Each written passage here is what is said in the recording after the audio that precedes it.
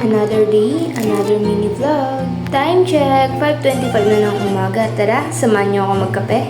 Siyempre, for the black coffee ang person. Para sa breakfast namin, pinainit ko yung tirang ulam namin kagabi. At bukod doon, nagprito rin akong itlog. At dahil matira kaming kanin kagabi, ginawa ko na itong sinangag para mas masarap ang pagmamahalan natin. Breakfast pala yun. Ayan, luto na! Kain tayo! At pagkatapos namin kumain, naghugas na ako ng mga plato.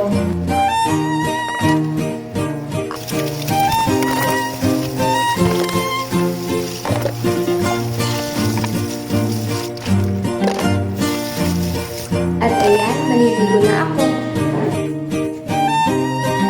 After ko maligo, naglagay na ako ng sunscreen sa aking face.